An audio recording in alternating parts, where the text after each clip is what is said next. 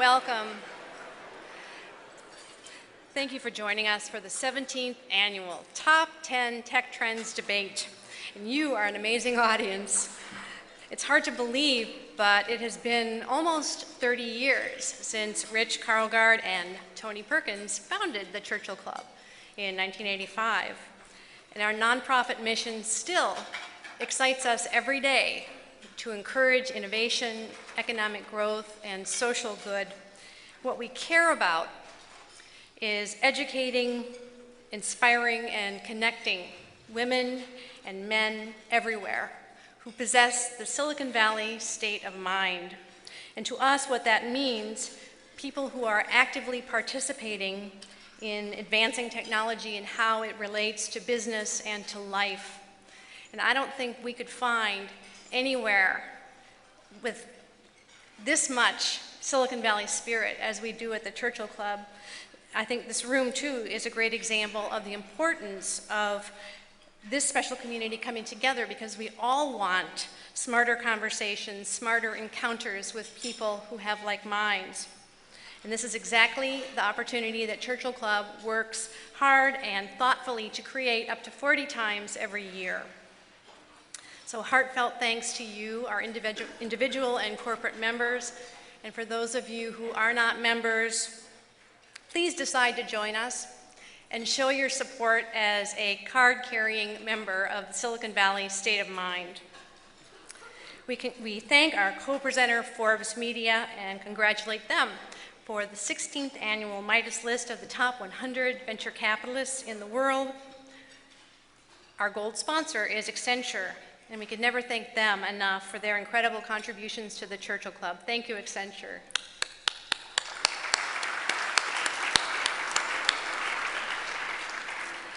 Our silver sponsors are Deloitte, Forbes, Luxembourg Trade and Investment, and Silicon Valley Bank. Thank you as well.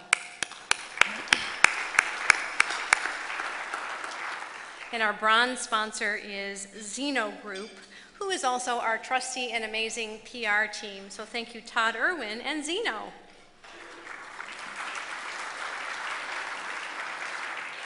A lot of people helped us to put this program together, and we really appreciate all the collaboration and partnerships. And there's one individual that I would like to call out in particular, and that is Chris Stedman of Silicon Valley Bank.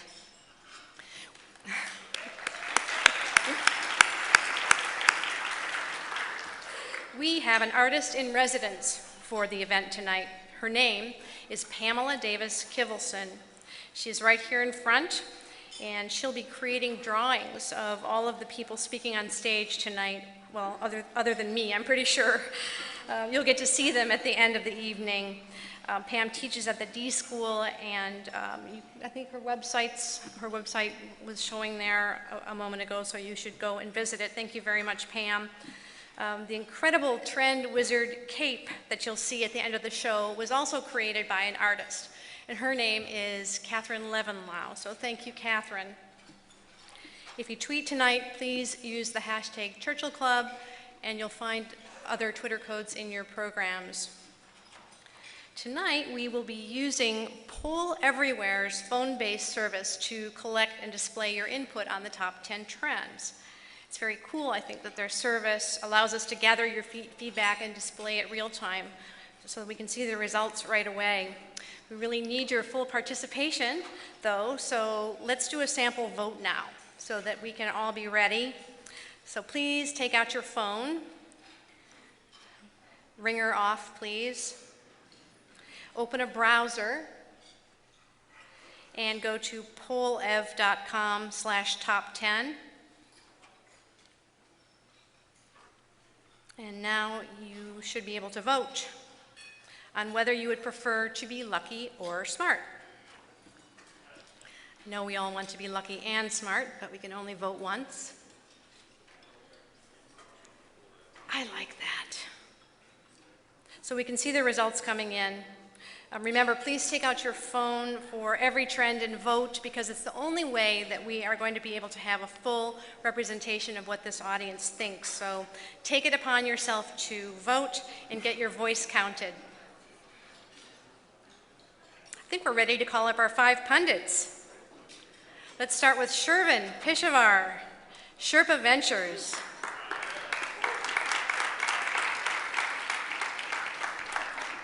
You can just take the first seat there. Welcome.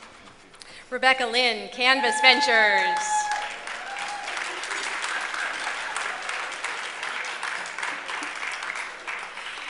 Jenny Lee, GGV Capital.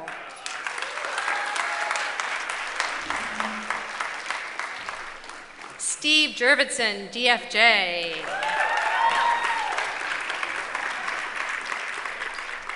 Bill Gurley, Benchmark. Welcome. Now let's welcome our MCs.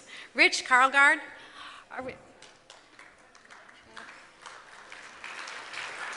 Rich Karlgaard and Bruce Upbin.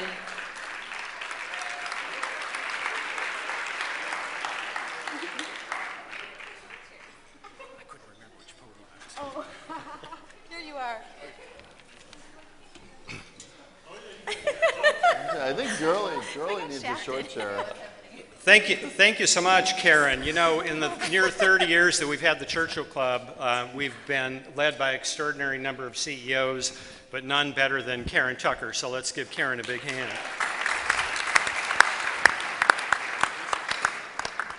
And I wish my co-founder Tony Perkins is here. Maybe he's here and slipped in, but not only is Tony instrumental in starting the club, but he started this, our most successful long-term event, 17 years ago in 1998. So let's give Tony a hand, even if Tony's not here. On behalf of Forbes, we're thrilled to participate here. I'm pinch hitting actually for our Forbes CEO, Mike Perlis, who's done this event a number of times. And in fact, Mike is entirely appropriate to do this event because he was for 10 years a managing or a general partner at SoftBank Ventures. So he's very familiar with the venture field as well as the field of publishing. I want to just make a couple comments on this event, and then Bruce is going to make a couple comments, and then we'll get going. We really have to give the people, our five pundits, a lot of credit here because, you know, everything they say up here is going to be permanent. I mean, that's part of the web, right? Is that nothing ever disappears. So I was going back over the last 17 years and looking at some of the spectacularly good and spectacularly bad predictions, and I thought I would just tell you a couple of each, examples of each. On the spectacularly good side, this is almost like the more difficult the circumstances in Silicon Valley happen to be, the more it seems to focus the mind, because after the dot-com crash, the predictions in the 2001 and 2002 period were actually better than any other 17-year period. And the vision for software as a service, cloud computing, all of those things were said by many people and said with conviction, and they all got it. They all got it right. I was thinking of another one in 2012 when Reid Hoffman predicted that Silicon Valley-paced disruption would begin to hit every industry that you could think of, and I think he's been spectacularly right on that.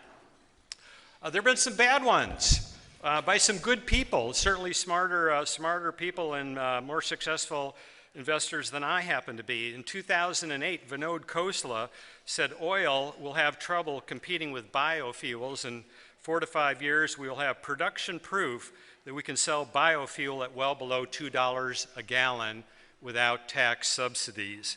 And then he said, speculated that there would be no more big oil companies in that 4 to 5 year time frame. And the panelists unanimously agreed with them. And then we had what you would call a mixed call. And it was the same year Roger McNamee said smartphones were going to sweep the world. Remember, this is just 1 year after the introduction of the iPhone. And he said smartphones would sweep the world. They'd be more disruptive. There would be a greater take-up rate at a faster pace than personal computers by an order of magnitude, which he got spectacularly right.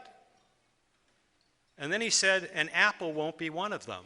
So he whiffed on that. So I think we have to give him Roger mixed results on that one. Bruce, what have you seen over this period of time? Well,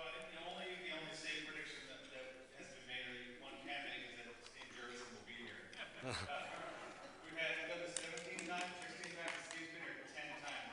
It's amazing. He's won, I think, at least once or twice. So he's got a pretty good mind. He predicted synthetic life forms, I think, 5 times, though. Synthetic life forms were imminent. Almost there.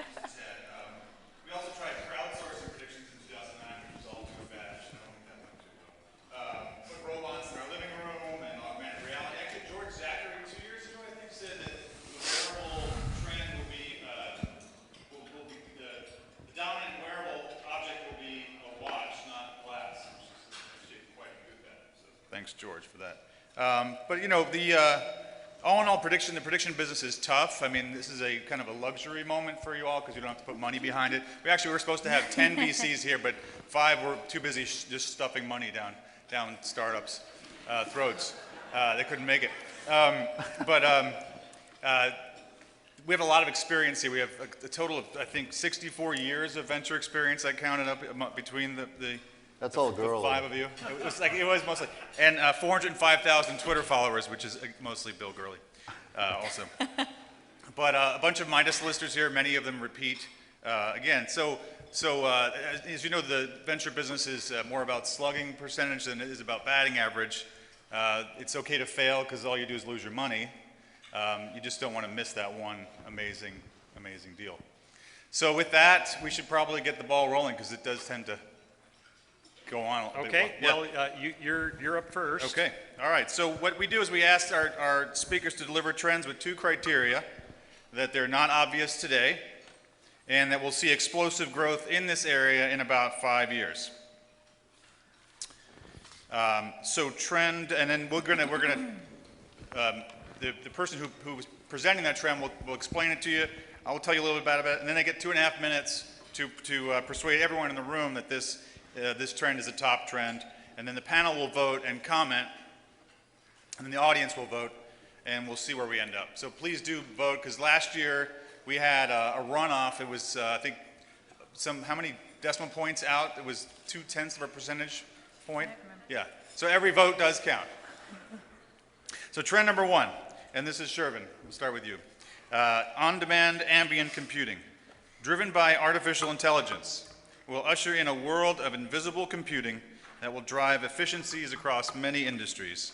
Growth will come from APIs, algorithms across mobile platforms. AI will predict human intent and deliver items and information at the speed of human thought. Take it away, Shervin. How much time do I have? 2.5 minutes. Okay, I'll be quick. What I'm getting at with on-demand ambient computing or invisible computing is the first practical use of AI will come about in a merger of what we're seeing in the on-demand world, where I can basically take out this remote control, my smartphone, push a button, and I can actually move steel in China. I can go to the Uber app and move a car in the streets of Beijing right now on this stage. That's a lot of power to have right here at my finger right in my hands. So the next thing that's going to happen is, rather than just being human-driven, because basically what we're predicting is that the search box in Google will be replaced here. Apps are already replacing search in many ways. And so now we could actually automate what you want by learning many patterns. In the Uber example, as Gurley knows well, is that we can pretty much predict where you want to go at the time that you're ordering the Uber. I think it's like something about 75% of the time. That kind of intelligence begins to become really valuable. And in invisible computing and ambient computing, what you'll see is services that will actually be able to predict what you want, what your intent is before you even express it. And what that means is you could automate all kinds of things. In that example of Uber, for example, if I'm taking a flight, that flight information could actually be, and I was delayed for 2 hours today, by the way. So the order for the Uber could have actually been changed automatically for when the actual delayed flight landed. So I didn't even have to take out my app or push a button on my watch, because it would just know. And the power of invisible computing and ambient computing is this merger of the on-demand world that we're seeing and the automation. And so the days of going in this Google search box and saying, here's what I'm thinking in my brain and this is my intent, all of that will begin to evolve in an automated way and serve our needs when we want it. Okay, so now the speakers will vote with their paddles, green facing forward, red facing forward if you don't agree. Green is if you do agree. And then you have 5 minutes to... 5 minutes? 5 minutes. You don't have to take the whole 5. No. Shervin said Uber 3 times, so I'm green. Green, green, green, all green. All right, this conventional wisdom makes me scared. But I didn't like his delivery. Okay. Yeah. So coach him. I'm sure it can be improved. Be a mentor. No, I mean, what I mean by that is, it was so close. I thought you were going to talk about machine learning and deep learning across calendaring and all the personal information we have, and I think that's where you're going. Uber is one example. Absolutely. Yeah, and so I do believe it is the future, that we're going to have more and more places where our digital personas and feed into algorithms that know more about us than we know about ourselves to figure out we're always late for that meeting, so leave a little extra time, and eventually morph into something that feels like a personal assistant and feels magical at each step of the way. So I think that's a pretty important thing that's going to be playing out for 5 years. That's where Siri was going, right? Yeah, exactly. It's magical when you first saw it, and then you got used to it, and then you expect a little more. Then you get mad at it. Then it's So supposed to read your mind. 200% behind this, because that's my trend. That's what I talked about. I think AI as well as deep learning, and we'll talk about it more, but it's completely on board. There we go. Phil? Holding fire? Yeah. Okay, let's put it out to a vote. Or Shervin, unless you want to counterpoint, anything to what the panel's talked about? No, I agree, I could have said it better, but... Should have just let Jurvetson say it for you. Okay, so we'll put it out to the audience to vote. No slackers. Can't tell if this is yes on the left or no is on the left. I think yes is on. Yeah, agree is on the left. Okay. Yeah, agreed. It's pretty good. Cool. We'll give them like 15 more seconds. Those of you with iPhone 4s probably still waiting for the home screen to launch. Okay, it's a pretty resounding agree with Shervin. Well done. First time out. Good work. Triple. Rich? All right, trend number 2. This is Rebecca Lynn's going to make this point. Traditional banks will continue losing share to startups while Bitcoin fades in relevance. Wow. Financial service institutions will continue to be disintermediated, and we will either act as the back-end infrastructure or coexist as they do in the lending club model. Meanwhile, Bitcoin, hope Tim Draper's not here, as a currency and remittance solution will lose steam. Rebecca, take it away. Yeah, so not to be criticized by Jurvetson later, I'm fully scripted tonight. So I learned last year to be a little bit more controversial on stage, so I know that there's some real Bitcoin aficionados here tonight. So let me just go out on a limb and just say I think it's going to, I don't have high hopes for Bitcoin over the next 5 years. Now I fully predict that traditional banks will continue to be disintermediated by startups, just not by Bitcoin. So we've had a theme of disintermediation of banking for a very long time, and it's pretty obvious that banks are inefficient and not so great at serving customers, and it's better done by fast, nimble startups that can build more personalized products, and that banks will have challenges across a number of categories, from foreign exchange to marketplace lending, remittance, wealth management, and in crowdfunding and real estate. But banks aren't going to go away. They're just going to serve a different point in the ecosystem. They're going to be banking as platforms whereby these startups can actually be placed upon them to grow. And banks are going to provide the appropriate, they'll continue to provide regulatory framework, infrastructure, custodial relationships, licenses and services that just don't make sense for a startup to build itself. And similarly, it doesn't make sense for a startup to become a bank And that's probably the number one way for me not to fund a financial services company if they come in and tell me they're going to be a bank. It's like magic right now to actually become one. So another example of how banks will continue to evolve is in Lending Club. So Lending Club started out as this peer-to-peer lender really taking on banks, was the largest US tech IPO of last year, and then recently announced they're partnering with Citibank. And Citibank is actually going to plug into the Lending Club platform. So as these startups evolve and take sort of their seat in the ecosystem, banks will learn how to partner with them. Now let's talk a little bit about Bitcoin specifically, because Bitcoin should hypothetically be the true disintermediation of banking play.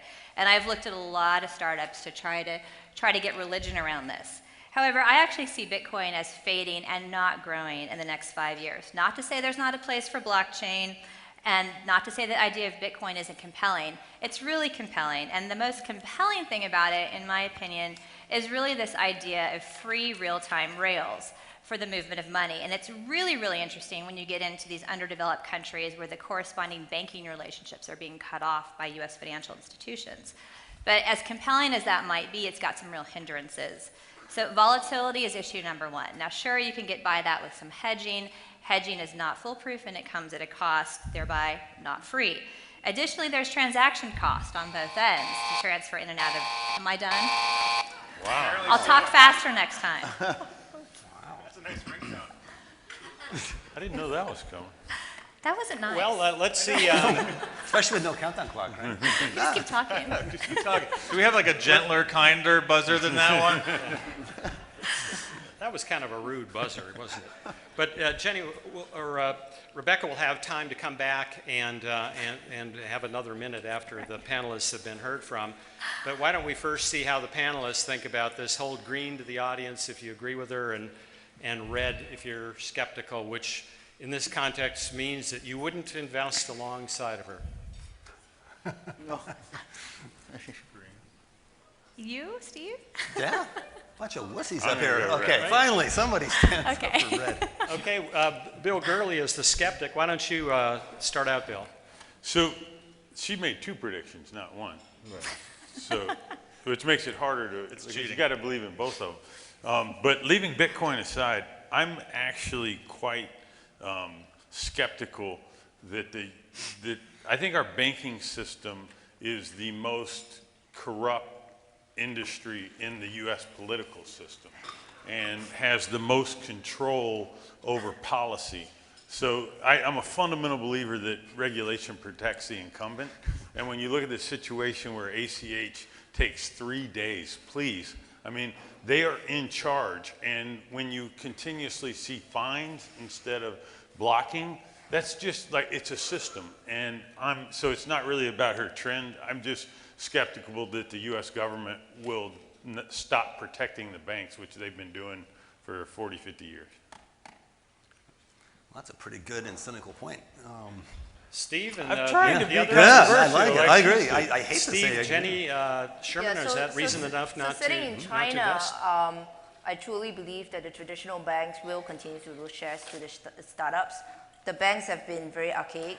Just give an example, right? So Alibaba just having an Alipay deposits account that says, hey, if you're using Alipay to buy products on the Taobao, and by the way, if you keep your capital there, say you have $100 transferred to your account and you end up $80 where you buy a product for the $20, typically people do is transfer the $20 back to your bank account. What Alipay does is it says, hey, why don't I give you 3% earnings deposit savings rate on that $20? And what that does is immediately you get a huge part of the population getting excess capital out from the traditional bank account to put it into this holding account to earn 3%. So it's just a good example of how the new internet startups could easily take away the lunch of the big guys. We see it happening across the spectrum, and in China, highly big trend for us. I do feel though that Bitcoin may work in China. So, but between the two, I think the banks losing share is probably the bigger piece of the trend that we're going to see. I was going to add, Goldman Sachs, who you would think would want to not see this happen, just came out a couple months ago with a report analyzing this in detail called The Socialization of Finance, and they conclude that millennials are leading a massive shift in about $4.7 trillion of this industry, so an enormous part of this industry, to more peer-based lending, peer-based solutions, everything from college loans to you name it. And they really do see that transition occurring through a new generation that just doesn't want to deal with the old banks as well as in new geographies. And you look at the developing world and such, it's not just a US phenomenon. So I think whether it's Lending Club and Prosper and Avant and all these companies, LendKey, it just goes on, they're growing, and they're growing their share at the expense of the traditional ones. With Bitcoin, she doesn't just say Bitcoin fails and goes away. She's more precise as a currency and remittance solution. And I think that probably is right, and that the thing that excites us the least, at least myself, the least about Bitcoin is its use as a currency and more as a use as a sort of a mechanism for automated contracts, machine-to-machine micropayments, and even things like intellectual property protection. So if you have an infrastructure that's secure, you can do much more interesting things than just currency. And I think other currency standards are already well established, and it's not going to be like as exciting to talk about it. Quick thought, Sherman? Yeah, I think fintech is probably one of the most exciting areas to be investing right now. I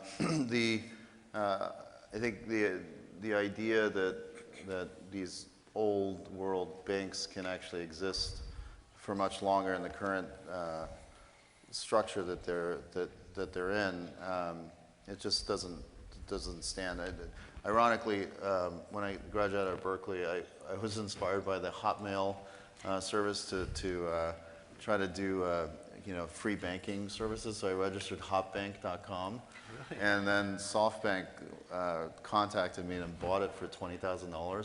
I should have asked for some Alibaba stock, but probably paid for all of Berkeley back then. Yeah, that's true. So I think some young entrepreneur is going to disrupt this space. I'm excited about seeing what happens in the next few years. There's a company called Robinhood. I don't know if you've seen that, but they're doing kind of for millennials. They're doing free stock trading in an app, and you could see a company like Robinhood evolving into something even bigger than that. And so on the Bitcoin side, I think it's way too early to tell. So, oh, that was a nicer interruption. That was a little friendlier. Yeah, I don't know why I got that one instead of the... Rebecca, Bill was your skeptic, so maybe you might want to address him. And was he talking chiefly about an American problem in the global economy? American. I can't disagree that banks are amazingly corrupt, and they make money coming and going. And so I just don't know what to say to that, but you're right. All right. Chris Stedman of Silicon Valley Bank is turning various shades of red here, but of course we accept them from Silicon Valley Bank. Except for Silicon Valley Bank. Audience, weigh in, vote early and vote often. Bitcoin's very popular with the general population. I was trying to be controversial. I get, me too. Trying. The transaction volumes are picking up with Bitcoin. I saw that. I noticed, even if the price isn't moving that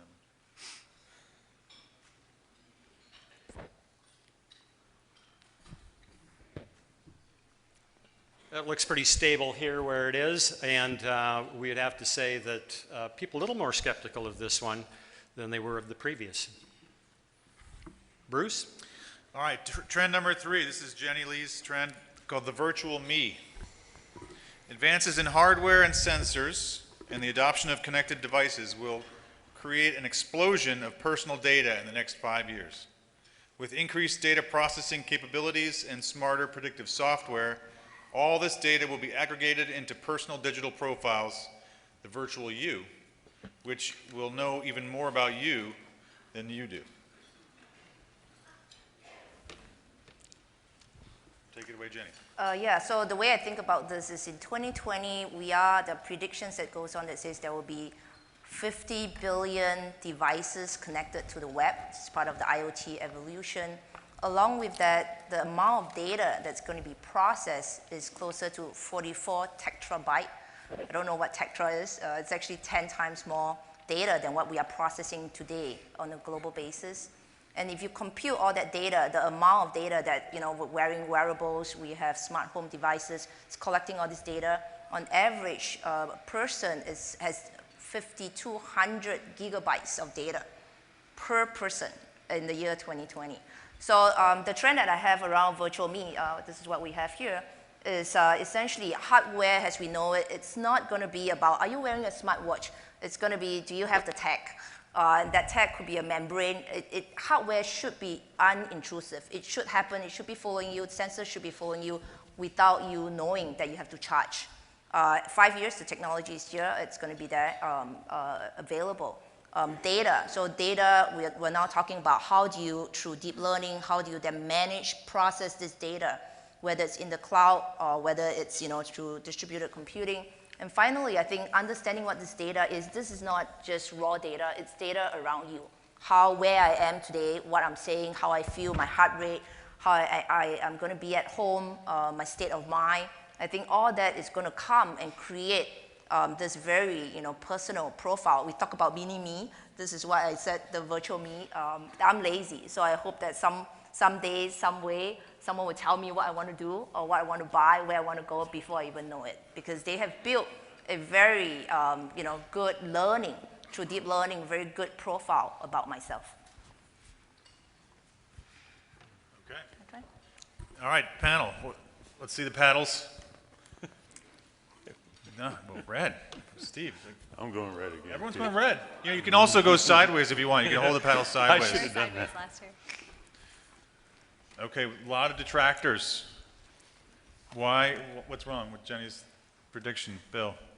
So my issue with this one is that it's something that we call at our firm the Quicken problem. So 9% of American households use Quicken, but you would think 100% would. Everyone has to pay taxes, everyone has to track. And I just think humans don't want to be tracked that much. They don't want to be told they're messing up. They don't want to be told they could lose some weight.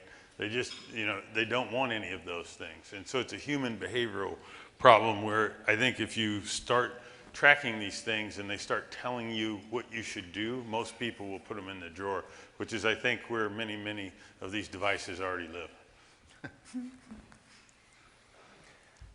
That was, as someone who wears a Fitbit, and I'm thinking about sort of the entertainment value of the data I get. It's not something I see integrating over the next 5 years into something that actually gets to know me better. A possible path to the AI future, as we were talking about, was Sherwin's first prediction, totally separate from the sensors and things of that sort, but just my location, my mobile social local profile, if you will.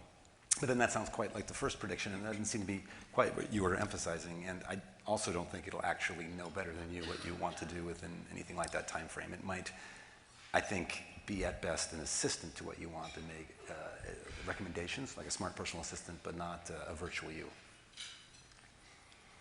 My turn? Okay. So I think this is what we call the engineers gone wild problem, right?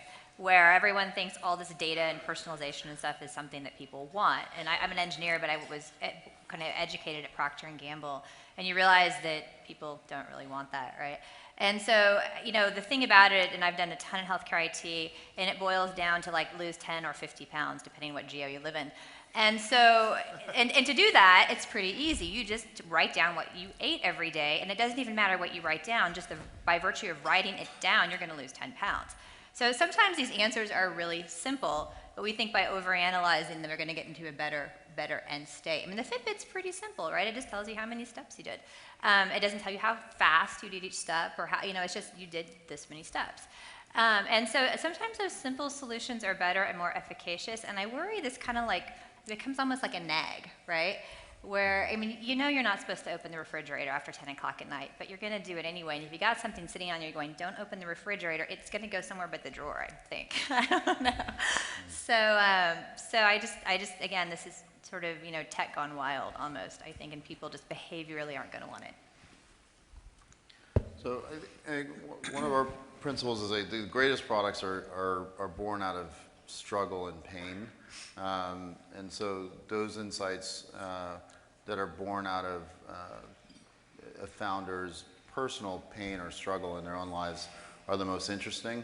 I think in the healthcare space, this is the one trend that will be the most interesting. It'll be calibrated by a attention, which is more about human psychology, which is if you look at Facebook and Instagram and yes, we live in a more, quote, transparent world, but we're filtering what we want to show about ourselves, and the identity of who we are, ourself, and how we portray ourselves.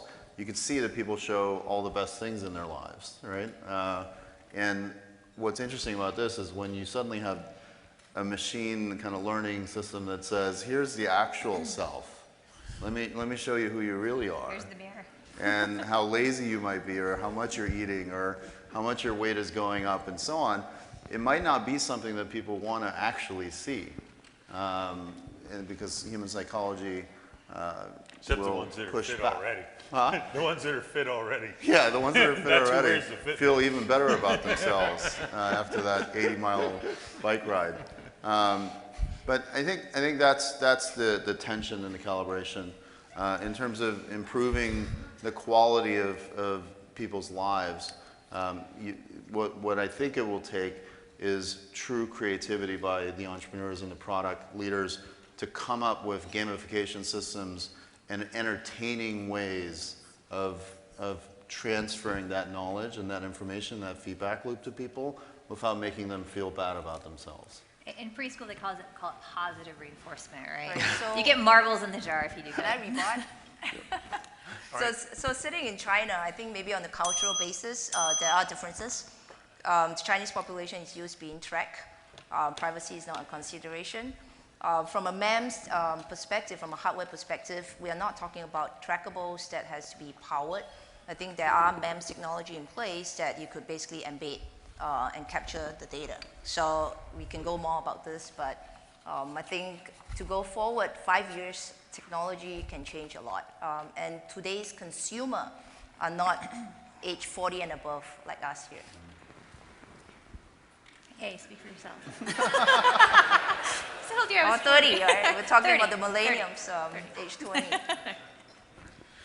All right, so let's throw it out there. What do you all think about the virtual you? There's that great scene in the Silicon Valley, the show, where that creepy VC guy has the voice in the ceiling that tells the kid to go to bed. You see that part? Because he doesn't want to be the bad parent. He can be the cool dad, and the voice can tell the kid what to do. Oh my God.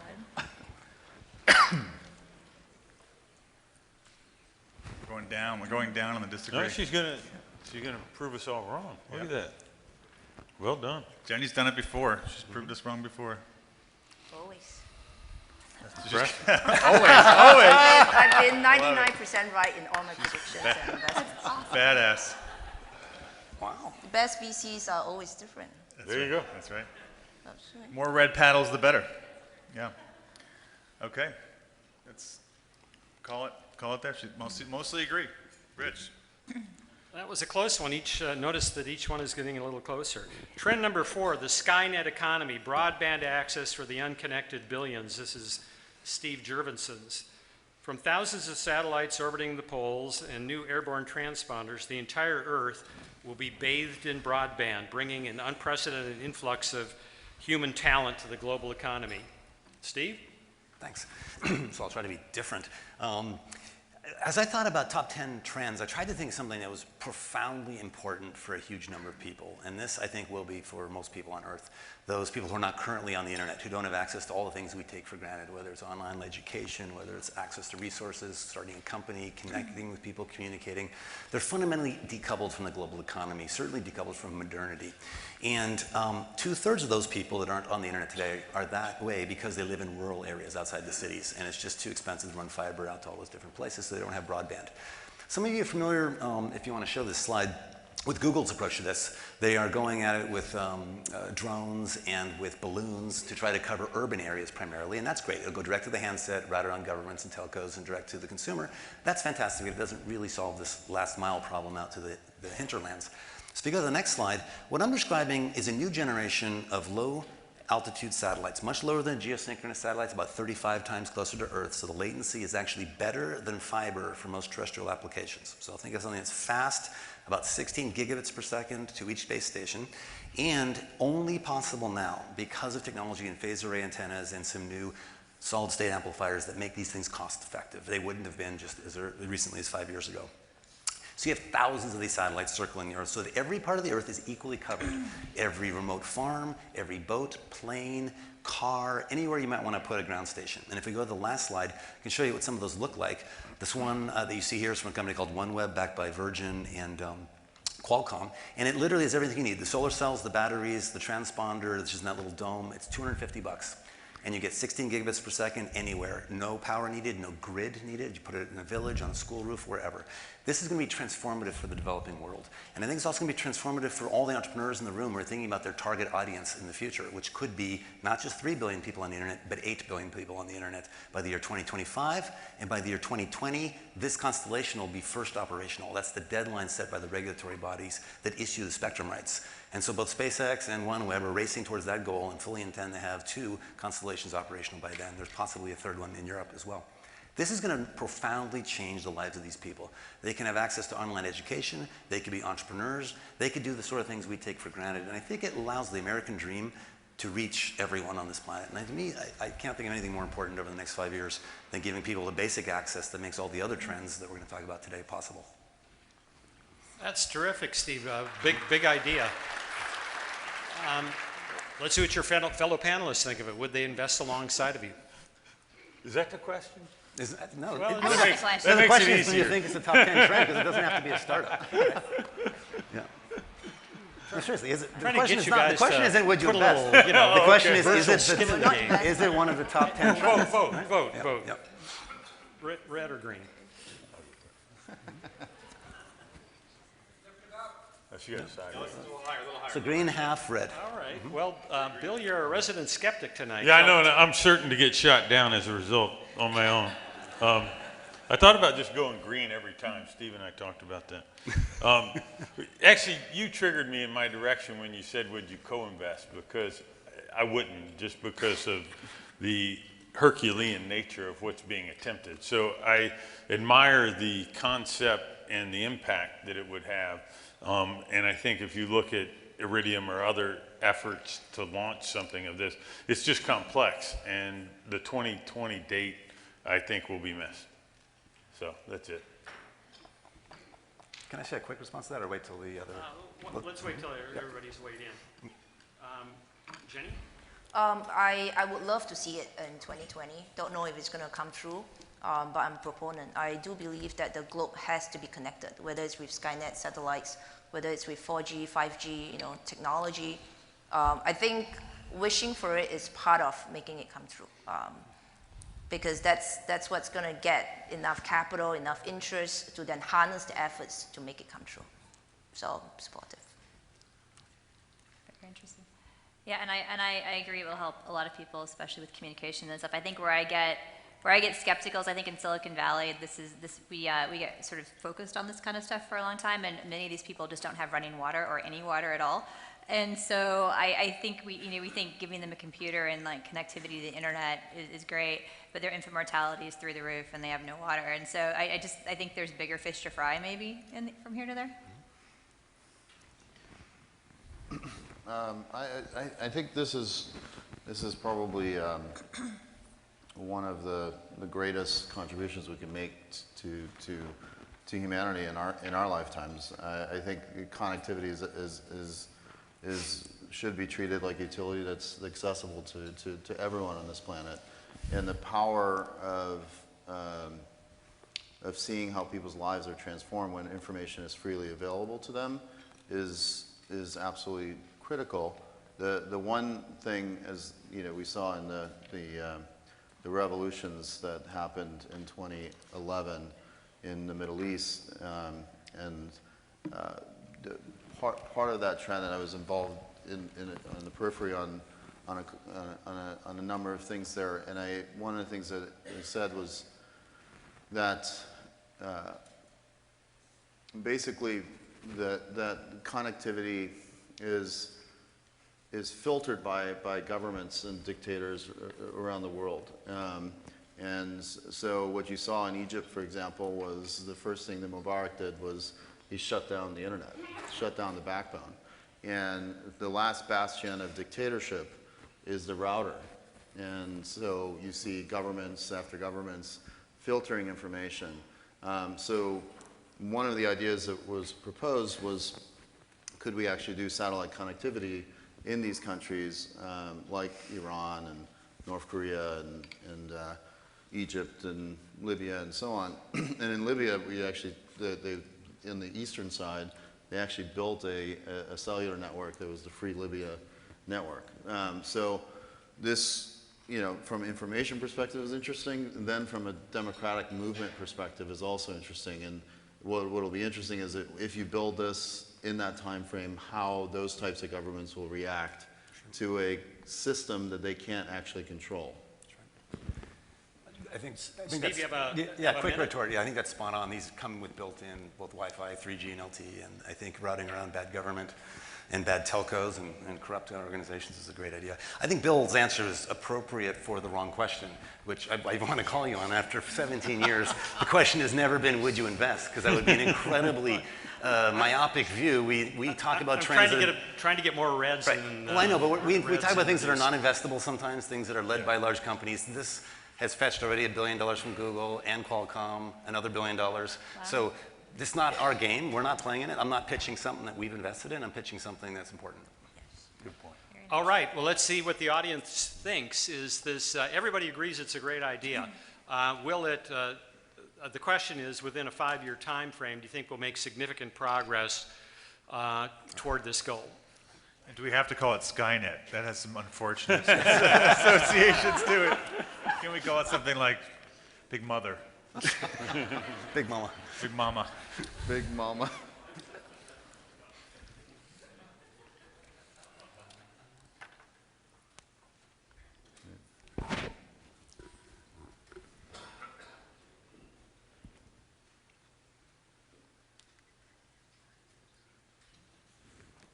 Well, that looks like it's settled in at pretty close to a 60-40 ratio. So you won. That would be a good election win, Steve.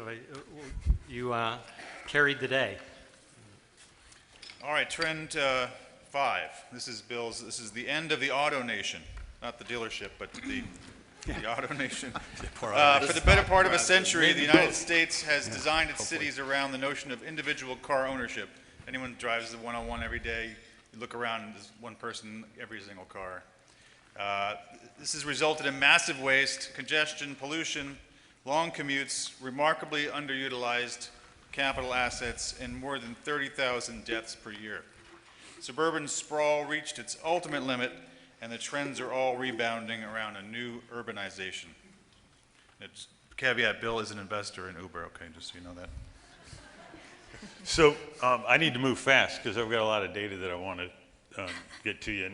And the one thing I would ask you on this, even if you vote against it, is just to step back, because your mind's been programmed on this world for your entire life, because the U.S.'s commitment to the auto started, in the 20s or 30s, and it's been a natural part of how we think about the world. Right now, there's 240 million cars in the U.S. That's 2.3 per household, which is just an amazing amount of cars, and they're idle 96% of the time. There's 1.1 billion worldwide, also idle 96% of the time, which is about $15 trillion of capital assets that are mostly not used, which is bizarre. There's other issues that come from this. There's parking lots everywhere. In Houston, there's 3.5 parking spots per car. In LA, if you took all the parking spots and laid them out on the ground, it would cover 81% of LA. And if you want to build an optimal, dense urban environment, you wouldn't include parking lots. But guess what? They're mandated in every city. There's a great book called The High Cost of Free Parking. If you read it, everything from funeral homes to convenience stores to Chinese restaurants, they have a list of exactly how many parking spots they have to have when you build them in a city. Uber's been partnering with some condominiums in San Francisco who want to go to Mayor Lee and say, we don't need those parking lots. And if you can replace the parking lot, you can lower the price of housing, you can make urban living better. There are other issues. There's congestion, energy. We're producing 90 million cars a year. That uses a remarkable amount of energy. Pollution, deaths. 32,000 deaths is in the US. There's actually 1.25 million deaths worldwide. We've had 1 million deaths in the past 25 years, 2 million in the past 50. Let me put this in perspective. If you add up all the wars, murders, genocide, homicide worldwide last year, 440K, with 1.25 million deaths in cars. And it's almost like we're numb to it. Everyone's really against the Iraq war and all that, right? How many soldier deaths in the last 15 years? 7,000. How many deaths on U.S. highways? 500,000 in the same time frame. Yet it gets little of the attention that the other issue gets. Alcohol's apparent in 1/3 of those deaths, and now texting and other things on your smartphone are rising and causing more of that. There's some good news, though. We may have hit what is known as peak car. If you have time, go to Wikipedia, read about peak car. It means that this, oh shit, I have a whole bunch of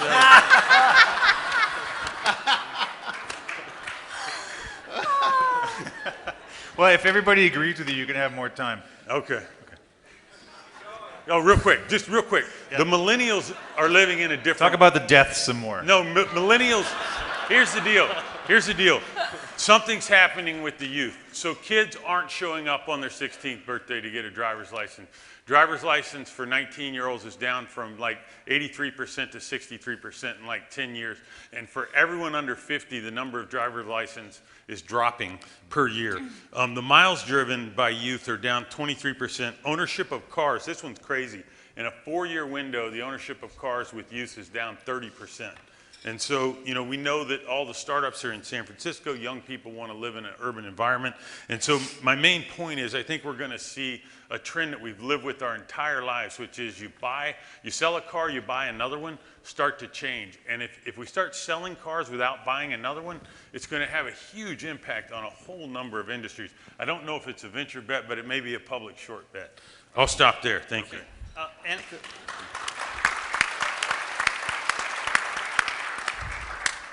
I've been given a note here for you guys to hold your paddles high so people in the back All right, of the room let's see can paddles them. on the car trend. Green, sideways. Red, sideways. Not exactly consensus. What's going on? Rebecca. Me? So first of all, I want to believe it. I think millennials might not be buying cars because they don't have jobs and they can't afford them. You call me skeptical. And I would have completely agreed until I got my Tesla, and I love it so much that I couldn't imagine like not having it. Because it's so fun. 0 to 70 in 3 seconds. It's amazing.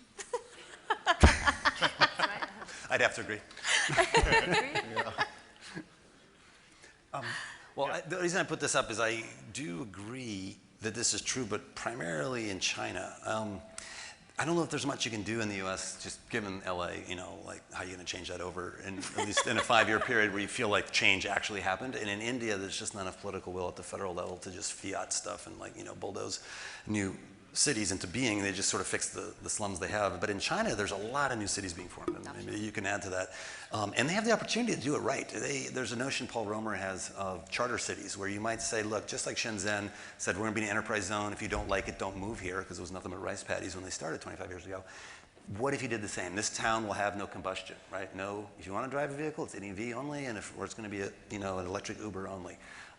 You could have any number of things like this, and I think urban design, I do believe that urban design can be radically improved with this in mind of getting the cars off the streets, and I know Google's working on that in a pretty aggressive way.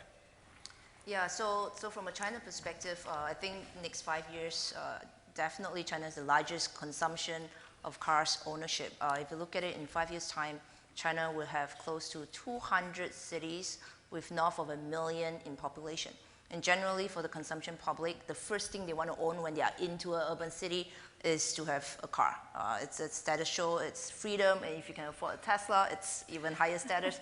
Tesla are selling, they're selling in Beijing as well. So yes, I think a lot needs to be done to make sure that the cities, the way it's designed, the roads are designed well, complementing both public and private transportation.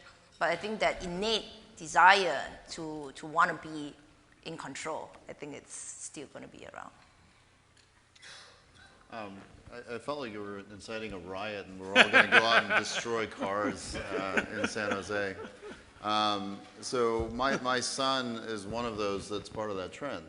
So he he never got his driver's license. He's about to turn 18. He has his pilot's license, which he got when he was when he turned 16, but he didn't want to drive, so he Ubers everywhere. So that's interesting. Now my daughter, on the other hand, can't wait to get her driver's license. So she's 14. She's going to turn 15 in September, and she has, basically counting by the days, the day that she can go get her learner's permit and then her driver's license. So I thought that was an interesting, because I do think it's a form of freedom, and so she's looking forward to that freedom, and I think that's an interesting insight.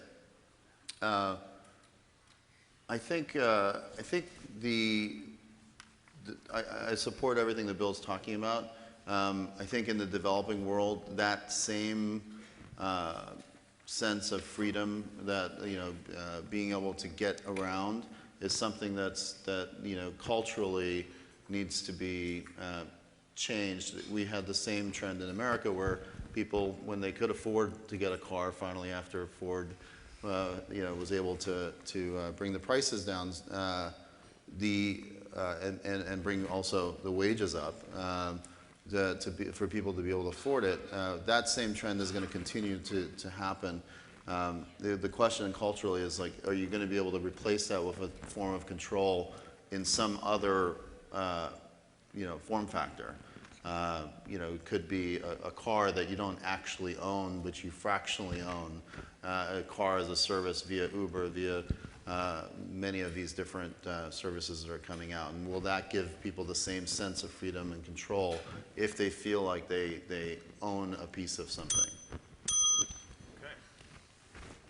All right, Bill, you got a minute to just real quick. I think one of the things you guys touched on is actually one of the trends that's happening. And it is that when I grew up, like, I had a little cigar box that I put money in with a picture of a car on it, because, like, that was the only thing I wanted, like when I was 12. And the car was a social symbol of who you were and what you stood for. That's gone. Like, and I think if you talk to young people today, they think about cars in a utilitarian way, the smartphone's more of a social status than the car is.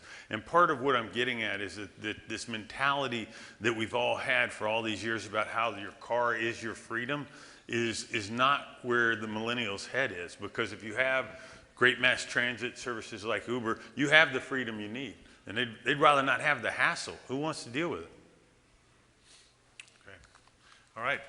What do you all think? You ready to give up your cars? Oh, no, that's not actually the question. The question is, do you agree with this trend? Do you agree with that we've reached peak car? I guess never coming back again. 5 years. No, I'm kidding. Uh-oh. We got a bunch of Detroit expats over here disagreeing. There's a lot of jobs in the automobile. There's a ton. It would be dramatic. And if it goes from 2.3 to 2, it'll change everything. Like, you don't need much. I heard today that the #1 job by head count in most American states are truck drivers. And with self-driving trucks, which is Coming. those are another 3.5, 4 million jobs gone. I'm trying to talk it up to the degree. I loved Not Uber. very well. I loved Uber until my Uber driver almost killed me a couple weeks ago. So Uber's a little more shaky than it used to be. All right, I think the consensus is Bill may not be, we might not be a peak car. All right, we'll see. Okay, well, continuing the transportation theme, Sherman has another one of these ideas you would have to call a really big one. The mode of transportation. The fifth mode of transportation will be unlocked in the next 5 years. Technologies like Hyperloop will skip over 19th and 20th century transportation modes and do what wireless mobile communication did to the fixed line telecommunications system in places like Africa. So, frustrating experience today was I was trying to come here from Los Angeles. I was at Hyperloop Technologies headquarters, and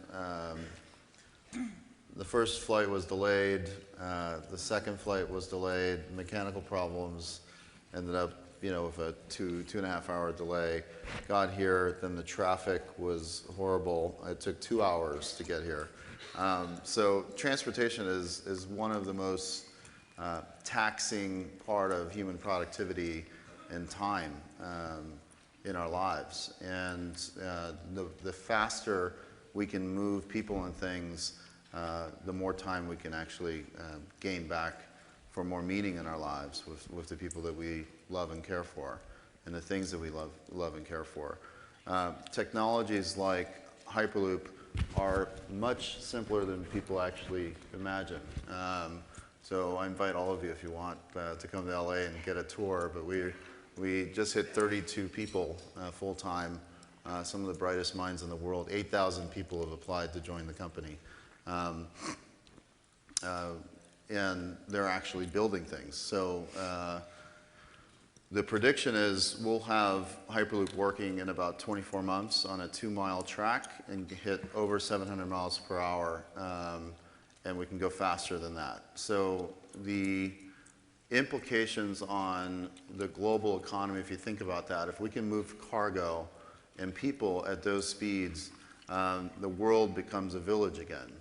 We can move between San Francisco and LA in 30 minutes with no schedule. You just show up and take the next one. This was, of course, Elon Musk's invention and idea because he was frustrated with the $70 billion allocated for high-speed rail that won't even be completed until Elon already reaches Mars. This is pretty funny. That's one form of the fifth mode of transportation. The one other one that I saw recently is very interesting is, I'll tell you later. It's a secret. You've been permissioned. Yeah. Possibly come back to that, but Hyperloop's certainly big enough of an idea for people to sink their teeth around. And remember, Shervin put himself out here by saying that this fifth mode of transportation, at least the Hyperloop part of it, will be unlocked in the next 5 years. So hold your paddles high so everybody in the room can see them. Got a couple of sideways here, huh? Yeah, 2 sideways. Okay. Why don't we start out with the skeptics? Sure. I like the idea, and I just don't think it's going to clear the regulatory minefield between now and 5 years from now. So there may be, I guess, a proof of concept, but actually getting a deployment between cities where you get close enough into a city center that people care is a challenge. So outside LA, you might be in Scotts Valley if you want to get to Vegas or you want to get to here. The other thing that Elon himself will admit is this is only good for medium link distances, like LA to San Francisco, for example, not to New York or not certainly within a city. So for the vast majority of transportation in general, this just wouldn't apply. So as I think about like a top 10 list, even top 10 of transportation, I'm not sure this would be on that list in the 5-year time frame. You couldn't go like San Francisco, Winnemucca, It wouldn't. Platinum, North No, Platte, if your goal was to get, let's say, to the East Coast, he would argue supersonic jet's going to just be the much more efficient way. That this is really ideal for evacuated tubes between cities that aren't that far apart.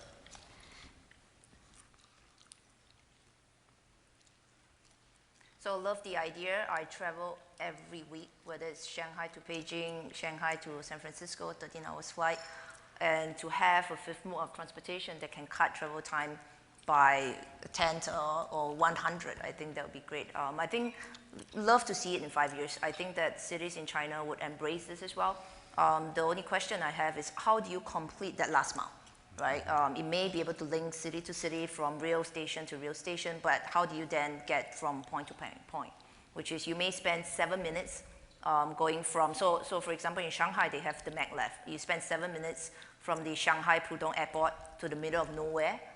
It's 7 minutes, 300 miles, and then you have to figure out and take an hour and a half taxi cab to go from that point back to the city. So how do you get the loop, to point? That's something that I would love to see. How about the semi-supporters? When we were having dinner, Steve told me it cost $10 billion to do it, so that's it for me. That's all. And I wouldn't want to invest part of the 10. I'm super excited about getting the trucks off the road and then just thinking about packing my 3 kids in my car and driving to LA or getting the full pat down and security. I would much rather do this. By the way, And I'll figure out the last mile issue, right? I of course want it, like The really pat down bad. insecurity or the Hyperloop? No, the Hyperloop. and it's in, I give Shervin huge credit for like ambition and bravery. It's like as ballsy a, can I say that? You already did. As ballsy a bet as you could make in the venture industry. I mean that. We're like in a positive way. Shervin, you want to comment? Sure. No, those are all that's very reasonable feedback. The city pair analysis, actually, if you look at Asia, for example, the number of people that travel in between cities from Hong Kong to cities in China to Tokyo to South Korea to Singapore, et cetera, the numbers are staggering, and the distances are actually quite short. So when you actually look at Europe as another example, the distances are also quite short. And most of these designs would be city center to city center, just to reflect on what you're talking about. The other thing, and this comes from our co-chairman, David Sachs, his idea was to actually begin to build new cities in farmland, cheap land, completely new kind of city 2.0s that you can actually take Hyperloop to. The other thing I would say is in the fifth mode of transportation, which I didn't get to before I get buzzed again, it's not just about Hyperloop. There's other technologies that are coming. Some are kind of vertical takeoff supersonic jets. There is a technology that I just saw, which is a massive drone. It almost looks like something out of Star Wars. And the drone is actually amphibious, and it takes off of land, of water, and lands on water, and it takes cargo. And so it can take cargo from China to the U.S. at 50% of the cost of a Boeing jet because it's flying 30 feet above the water.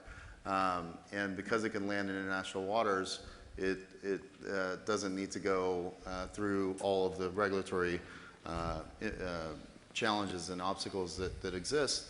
It does that. It takes 21 days to take a ship across the ocean. By the way, the 50 largest cargo ships in the world pollute the world more than all the cars that Bill Gurley hates added up together. So just those 50 ships. Well, Peter Thiel said we wanted flying cars, and we got 140 characters, so here are your flying cars. And I'm glad somebody's thinking about them, so you get credit for that. Let's see how you think about the 5-year time frame. So cast your vote now. Whoa. I'll have to prove you all wrong. We hope you're right. Yeah, I hope so. If you'd get it in 6 years, we'll count it. Okay, good. I'll come back in 6 years. Didn't they all see the cover of Forbes magazine with the Hyperloop on it? I like the way the tie went like, back in here. Very nice. It's permanent. Nice. We print that? Yeah. Okay. All right, trend number 7. This is from Rebecca. The reemergence of women in tech.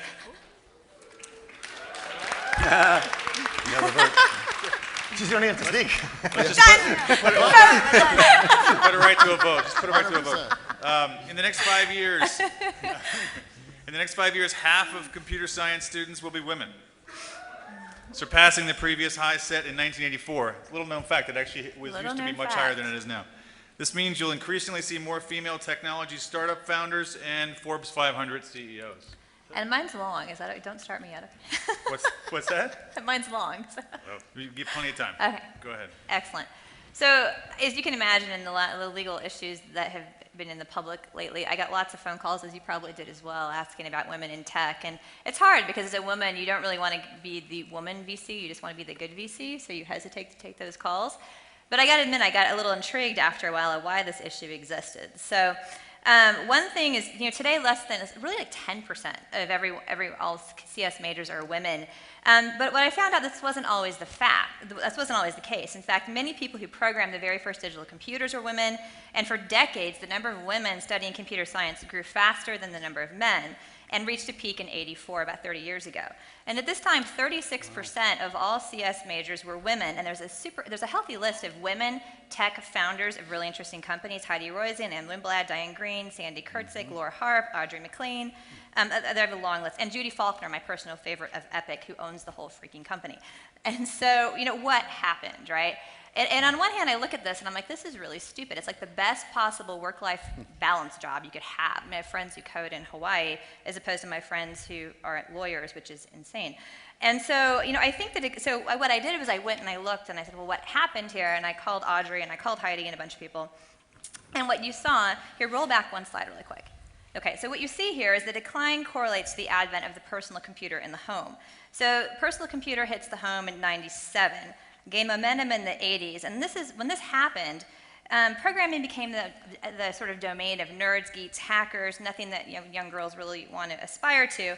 And the media targeted mostly men and young boys in commercials. And I actually was told there were these lovely Commodore computer ads with girls in bikinis going down water slides, and then really dorky guys sitting behind the computer.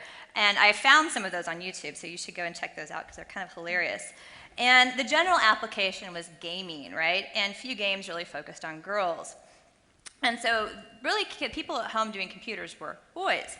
And then when the kids went to college, women entered CS, and Audrey is a professor at Stanford and testified to this, but they quickly dropped out because they were already behind so far. They hadn't spent years hacking in the basement at home. So it's kind of like going to study French, and you realize you're in a class of French nationals, right?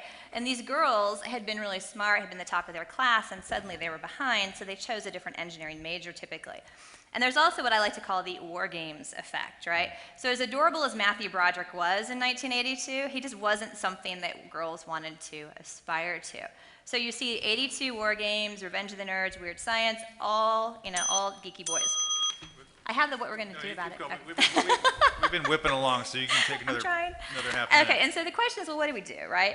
I don't think it's a STEM issue. I mean, I was a chemical engineer. 40–50% of people are women, or chemical engineers are women. Environmental engineering, biomedical engineering, all of those are almost half. But CS, for some odd reason, is 10–20%. And so what I really think we have to do, I have 2 daughters and I have a son. They are absolutely wired differently, right? And we have to give them things in context that they care about. So instead of killing people, you got to be helping animals, right? And so if you can just scroll to the next slide, if you would. And so, personal computer war games, then you do something in context that they actually care about it. And so I'm very optimistic we're going to fix this. We're all collectively on it. All the men I work with are like, what do we do? We have daughters. This is not how we want this to be. And there's a lot of not-profit organizations like Girls Who Code. They run 7-week immersion programs for girls from 6th to 12th grade with people that they can relate to in the program. Once they get into colleges, Harvey Mudd and Carnegie Mellon are amazing examples through their programs and actually doing things like including women on brochures, having women as campus guides, revising introductory courses to where you don't have to have prior experience to actually do it, or have on-ramping courses. They've actually upped the number of women to 40% already. So I don't think it's that much of a task. We've seen what works, and we just need to replicate that. And they're on-ramping programs. A lot of these code academies, which I love, I think that was another trend I wanted, was the demise of the 4-year degree. These code academies, a lot of them are paying special attention to women. And then one more, there's really great programs like She++ at Stanford. I'm done. Let's throw it to the panel. Paddles, up high. Thank you. It's all green. It's like you'd be super unpopular if you did a red. Do you all agree in different ways, though? I do you have anything? Don't you take issue with anything Rebecca said?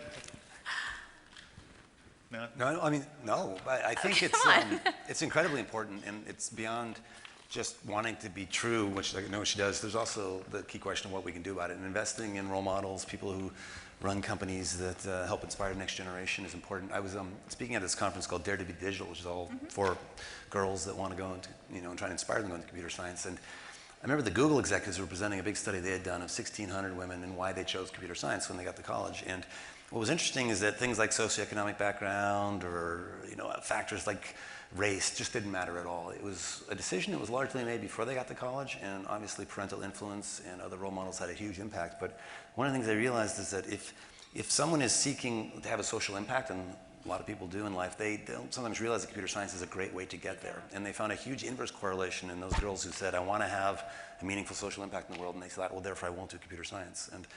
And that's one of the big things I think that can be addressed, because it's not the case. If you look at companies like Tesla or SpaceX, the #1 hiring need is software engineers, and that's really making a difference for the good of the world. And so I think as that message gets out there, and as more parents can realize that this is not a geeky war games like career path, it really is the path to almost every important career in the future. I think it will equilibrate more and become more balanced the way it is in every other engineering field over time.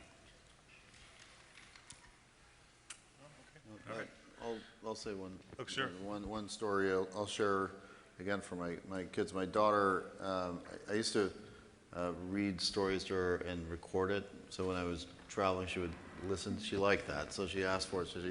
And then one day she was like, I want a pillow that tells me stories, which is kind of a neat idea. And instead of just saying, oh, that's a neat idea, and then walking away, I kind of just got ridiculously excited about the idea, and started brainstorming with her and drawing, and like she actually ended up getting a patent on it. And she would and then she met with women entrepreneurs and had mentorship sessions. And I think part of it is like when a child, male or female, has an idea,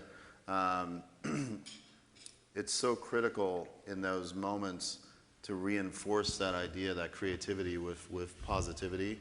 And I think part of those trends might also have something to do with a bias towards reinforcement, positive reinforcement.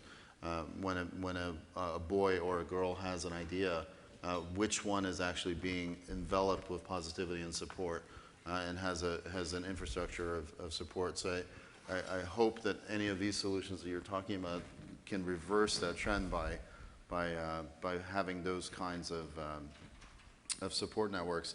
I saw the critical part of that was I took her to Girls in Tech, and I was speaking, and I told her, hey, why don't you present your idea to all of these women? Yeah. And she got dressed up, and she was like, she was 9 years old, looked cute as a button, and she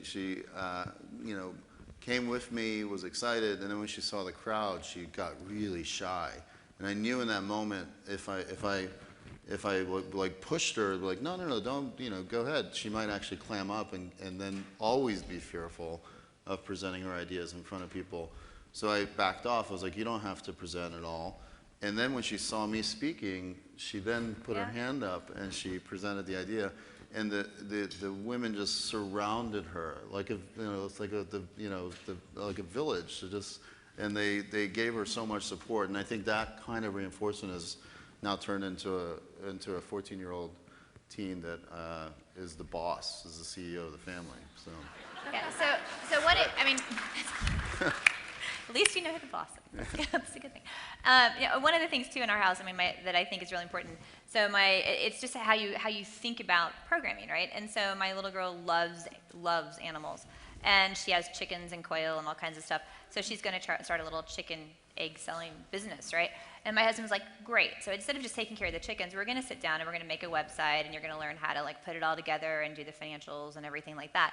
So it's just encouraging them to take what their interest is anyway, and then pull that into like the actual business encoding and things like that. And I can't emphasize enough, especially for girls, taking them with you. So that She++ event, that picture was from, my daughter was so like shy on stage, she would literally throw up on the back of it. It was awful. And so I took her with me, and I was up on stage, and she was just kind of dumbfounded. She's like, isn't that scary? I'm like, yeah, it's totally scary. But you just get used to it and you do it anyway and you practice. And so just seeing that, the next time she goes into school, she's actually able to actually stand in the front row of the little kids singing, right? And she's like, Mommy, I just faked it. But they're able to do that because of the role models. So. Can I order quail eggs on demand? Yes, we have some. Okay. One thing that I think is creating positive momentum is just the more positive stories are being told. And so in our portfolio, Miriam, who's on the slide there, is an incredible CEO. Awesome. Katrina Lake at Stitch Fix is probably one of the best I've ever worked with. And I think Rebecca and Jenny are the some of the top VCs in the business, not qualified by gender. And I just hope that there's more momentum around that, because I think that's what will create inspiration. All right. we've already got results in. Let's put those up on the board. All right. Florida's 36%. I don't remember, those of you who were here last year, Mike Maples made a prediction last year that within 5 years there'll be a woman-led tech company with a $50 billion valuation. Exit. And he brought tears to his eyes to talk about it.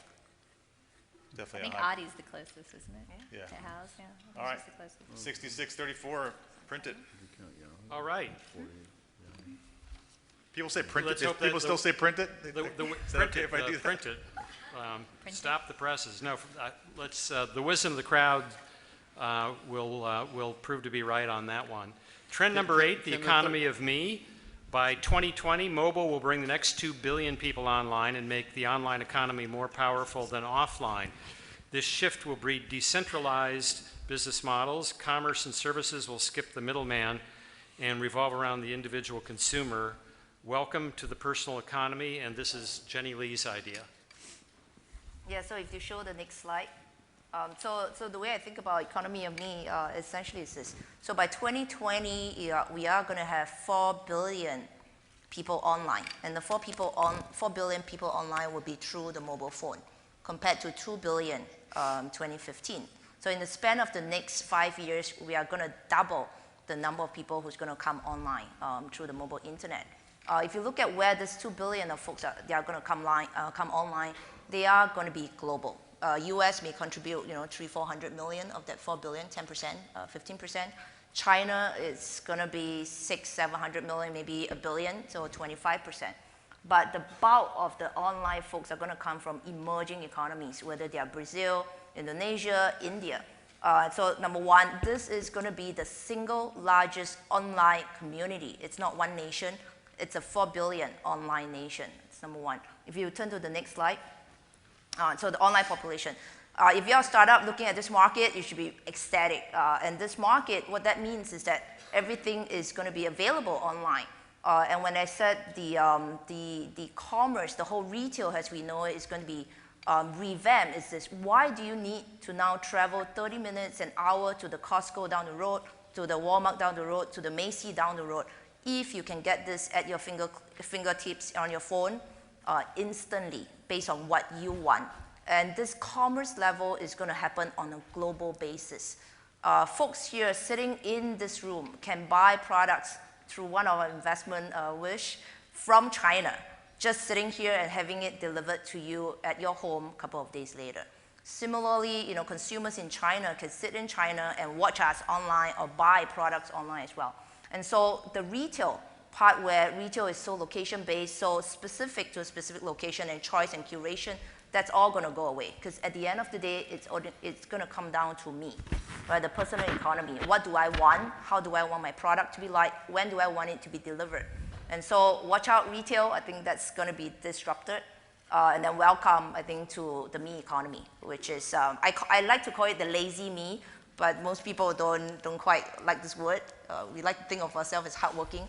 I'm very hardworking when it comes to work, but when it comes to home and services, I like to stay at home, have my pedicure delivered to me, manicure, my lunches, food, and so if you look at this, this is how my two trends tie together: the hardware, the non-intrusive, predictive hardware learning about me, and then the services and commerce that can come to me at the time and where I want it to be.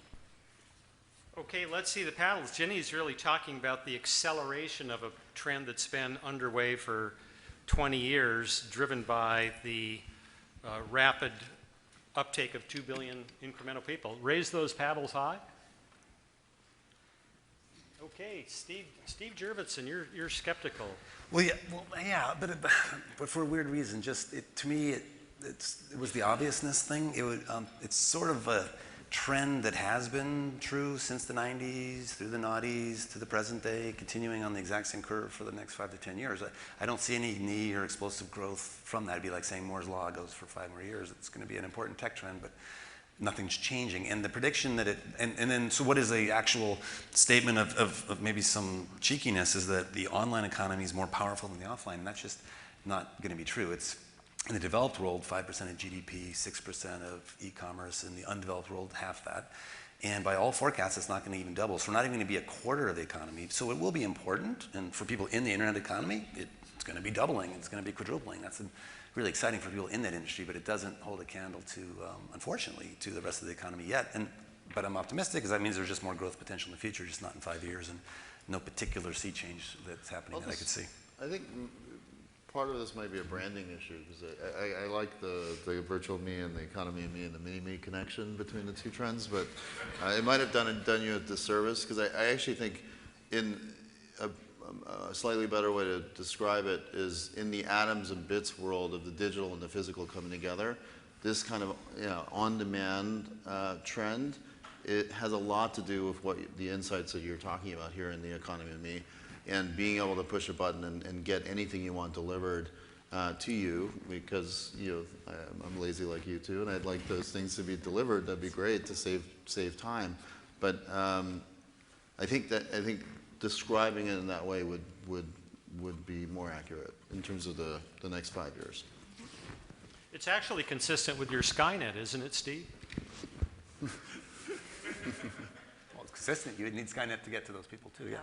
So I'd like to comment on this. So I sent in my trends late, and I got an email back that said one of mine was disqualified because Jenny had already done it, which was this one.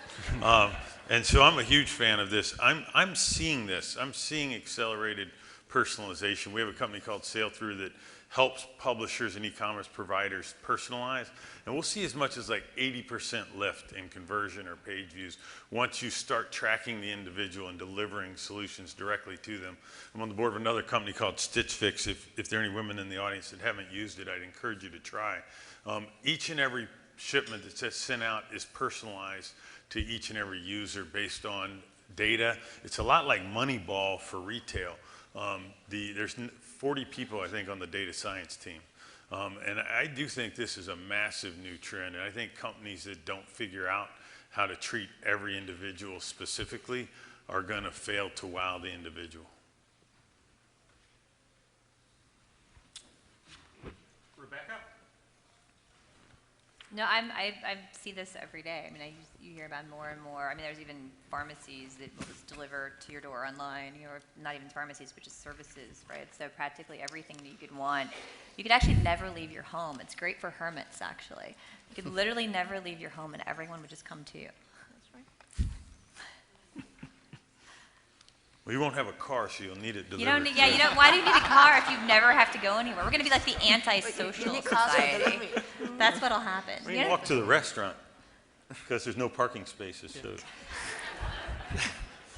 Jenny, a minute rebuttal or additional thoughts? No, I think that global is a key trend, and I know sitting in the US it may seem weird to be just thinking about global, but where I am, I think whether it's the consumption behavior, the new folks emerging consumer internet users coming online on a global basis, there's a lot to be said to understand where that trend is, right? So predicting is one thing. A part of predicting is making sure that we can invest in key leading companies and make a lot of money, right? And so do not ignore what's happening on the global front.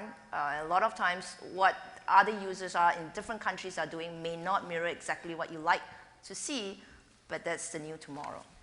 That's where the new companies are going to come from. All right, it's time for you all to vote. So vote early, vote hard, and we'll see what you think.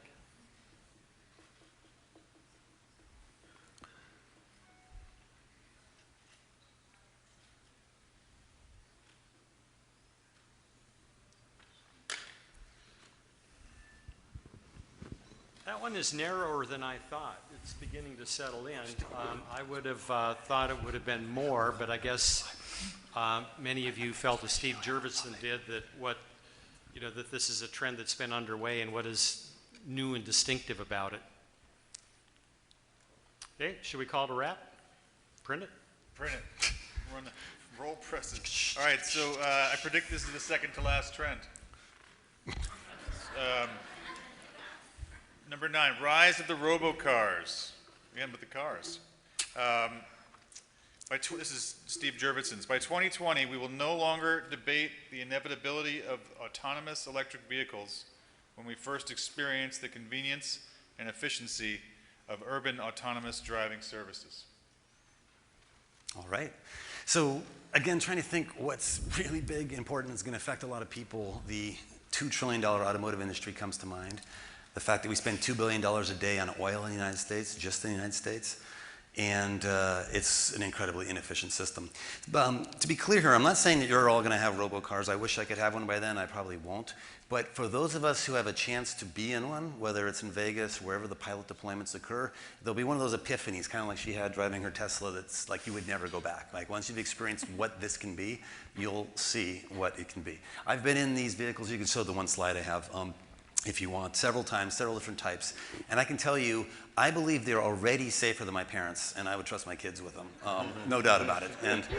And they're just gonna get better. The sensors are getting cheaper, the Moore's Law is improving, and the opportunity here is quite amazing. So initially there'll be low speed services, 25 miles an hour or less in urban settings, something like a Robo Uber or Robo Lyft. It'll be feathered into those services, of course, as well, not just new entrants that are doing it. And what it'll offer is unprecedented efficiency, both fuel efficiency, timing efficiency. The safety concerns that people mentioned would, of course, go away. It will be the ultimate future. But it's also going to extend out to, of course, to all the other kinds of vehicles. Every automotive maker is working down this path, and it'll be for both urban and highway driving. And it will offer you opportunities that are roughly 10 times better. All the deaths that were mentioned, all those problems, at least a 10x improvement, 10x efficiency in the number of cars you need per city to get the same job done. With many fewer taxis than we have in New York today, you can get one of these within 30 seconds of wanting one, right, at a much lower cost per mile driven. It's in fact more cost effective than mass transit itself in urban and suburban environments, which is kind of amazing. The thing that many of you probably felt today trying to drive here is that hellish commute, right, that we all experience. The average American spends 52 minutes a day, 4 billion hours a year wasted in a car. These autonomous vehicles, because they know before they move or they accelerate, brake, turn, they can compensate with active suspension to totally eliminate all the drift. So you could read without getting nauseous. You could actually be productive. You could be drunk. You could do whatever you want in your car because you're not driving. And this, to me, I think it will be such a compelling future that it will drive urban redesign, the removal of parking lots, the fact that people spend 40% of their urban time looking for parking, shows you how painful it is in an urban environment. So it'll start there. Once you have a taste of it, you'll never want to go back. And I think it'll usher in a future where we'll just have much safer roads, avoid global gridlock, and and ideally no teen driving. So hopefully your son will be like mine. Just avoid those first years altogether. Here you can see crash risk by age. By the way, boys with ADD are worse than drunk drivers every day of their life. I want that to end. As a father of two viciously ADD sons, I can agree with you. Just don't do it. Panelists, so the green or red paddles, the bet is that we won't be debating the inevitability anymore in 5 years. And when you'll get the taste and you won't want to go back. Sideways. Hold them high. They're all sideways. A lot of sideways. Hold them high. Green. I think in 5 we'll We see. have a believer. Except for Rebecca. Yep. What? Rebecca, you agree with I Steve. agree. I think we'll see the inevitability in 5 years, absolutely. My poor little guy, he's 5, and the thing he likes to do more than anything else in the world is drive. And I kind of feel bad for him because I don't think he's going to get to by the time he turns 16. So, yeah. Wild the sideways. I mean, in the longer arc of the near future, I think it's absolutely right. I just knowing enough about this in terms of robocars and self-driving cars, I don't think we're going to see the trend really, exploding in the next 5 years. But in the arc of 15, 20 years, absolutely. The regulatory side of things is also interesting. Yeah, I agree with Shervin. I just think I think there's a high risk of a trough, what is it called, a trough of disillusionment. Like right now, we're kind of at peak hype cycle, and I think it's longer out. Real quick, Barclays yesterday issued a 50-page report analyzing the combination of my theme and Steve's theme, and they say, now that's disruptive. They use the same ratio you did. Shared vehicles can replace 9x the number of traditional vehicles. That's right. That's right. And It's so a 10x improvement. They say it could lead to a 50% decline in vehicle ownership. And those are really huge, I mean, very disruptive notions at that scale. Well, so that's, I mean. Steve, you want? Yeah, I think that's why I try, I mean, Well, when something's, I was go just ahead. gonna- Oh, yeah, go ahead. So I love the idea of robocar. In fact, anything autonomous, flying or driving, it's in my sweet spot. I hope to see it really full-fledged in 5 years. But I do see that when it comes to auto-driving cars, it's going to take place mostly on commercial and public transportation, where it's a bit more fixed route. When it comes to having roads redesigned to cater to mass consumer auto-driving in 5 years, I think that's going to take some time. Oh, no, so there'll be no change in the roads or anything. You just feather in with the existing system. And I agree, that'll happen too, the fixed route. The reason, when something's big, it's not going to change. Just like electric vehicles haven't, become the majority of vehicles. But you can sort of see the inevitability, you can sort of sense the future and invest in that trajectory, let's say for urban planning or things that are longer out. So I think I agree, it won't have happened in 5 years by any means, but we'll see that the explosive growth is coming. In fact, Travis recently told me that in 2020, if Teslas are autonomous, he'd want to buy all of them. And I was like, what do you mean? He said, all 500,000 of estimated 2020 production, I want them all. Yeah, but he couldn't get a return call for Elon, so, whatever. That's awesome. Yeah. I heard the Ford CEO, Mark Field, said he thinks 5 years is more realistic than not. Yeah. And he's a car guy. Oh, no, they'll be there. It's just not penetrate. I mean, it takes a while because people don't buy cars that quickly. Right? But it was see the inevitability, right? Yeah, That was exactly. the question. Right. Exactly. Y'all, what do you think? Will you taste it, and will you not want to go back? Wow. The robocar. Tasty. People want to drink and drive. I should have just led with that. I saw a survey Clear of consensus. Uber riders, and like 35% were because they wanted to drink. It's like, why do you use it? Oh, okay. At least they're doing that, right? No, that's right. It's way better than the a good thing. alternative. Okay, Should be your advertising copy. the audience has spoken. That's a pretty overwhelming one. We're down to our last trend, number 10. It's Bill Gurley's. The native mobile application platform will dominate the mobile web. Consumers drastically prefer mobile applications to the mobile web because they are way better. The majority of incremental internet users will be exclusively on smartphones. The aging search browser platform will be stifled as a fertile ground for new innovation. Yeah, and so what I'm really getting at here is, and by the way, this was my third one, so for what it's worth, like I already had my second one taken away. But, and it's more tactical than the others because a lot of the others are kind of big trends. This is more about kind of startup execution. But there's a big debate out there amongst mostly consumer internet companies about whether you want to support the mobile web, which is basically HTML and a deep linked search environment against a browser, or build native apps. And certainly Google has an incentive to have people believe in the latter. What I'm seeing is that consumers vastly prefer native apps, and there's actually been some studies done on this. I'll give you two examples. One, DirecTV, which I'm a huge user of. If you want to program your DirecTV on your browser, it's actually a huge pain in the ass. They make you log in, whereas on the native app they don't. The search is worse. I bet you I can program my DVR on my smartphone in about 1/10 of the time than I can on the browser. I was going to use another example of a panelist, Shervin, with Munchery. I bet if you're sitting in front of a computer and you want to order Munchery, I bet you grab your smartphone. Absolutely. Because it's 2 clicks away. And this notion of the smartphone as a remote control for your life, you can't deliver that one-click stuff if you're trying to do it through this HTML5. The second point I made, which is in most of the rest of the world, India and China, there will be no desktop. The computer will be the smartphone, and so it's the only platform they'll know. Interestingly, a few weeks ago, Flipkart announced that they were no longer going to even support the mobile web, that the only thing you'd see if you searched for Flipkart was an ad to download the app, which I thought was really prescient of where this is going. And lastly, I really believe that the browser and search are kind of like a platform. A lot of startups designed to that. They were SEO startups, SEM startups. And I think that platform's finally maturing. And Google, I think, feels it. There's been a lot. Last week, there was something about them putting e-commerce buttons on. I think they feel that they're going to have to move up the stack, which is going to make it a dangerous place for a startup to be living anyway. So if you look at companies like Uber, Snapchat, whatever, they don't even think about the mobile web. They're native app only. And I think that's where the majority of the equity value creation is going to come from for startups. Well, this is about the 20th anniversary of the web browser, isn't it? So that's been around a long time. Hold your paddles high. Do you agree with Bill? Or I don't know who would disagree, but would you agree to the extent that he agrees that it's really more disruptive than obvious? Yep, that's the issue. Okay, hold them high. Oh. Okay. Well, then I'll go like that. You reminded me of the obvious point. 2 agreements and 2 sideways. Yeah. So let's hear from the sideways. Yeah, so 5 years ago, I am 100% supportive of this. When I first had my multiple smartphones, it was all about the native app. It was easy to surf, control, use the native app, whether it's for gaming, for search, and things like that.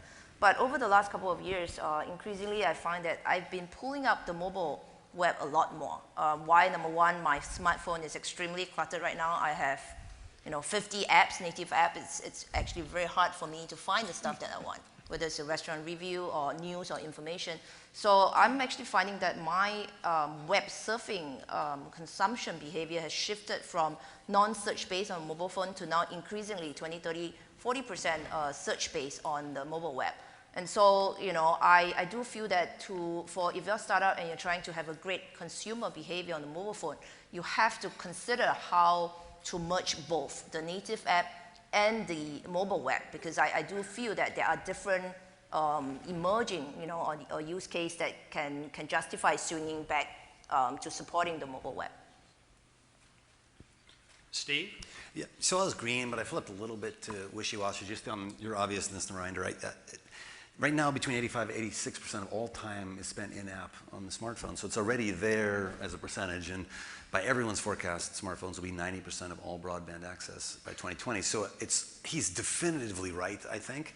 And you're also right that it highlights some of the challenges in-app search right now is kind of broken. And so we've been trying to invest in things that are trying to solve that problem. So it is an issue right now that people don't use a lot of apps. And in almost every geography, the top 5 apps are the vast majority of usage. The top 5 varies a little bit by geography, but it's the same 5. And the total number of apps anyone has stayed pretty steady, growing from 23 to 26. So it still is important. It's still what we spend most of our time doing, but what it is, it's social, it's messaging, it's watching videos.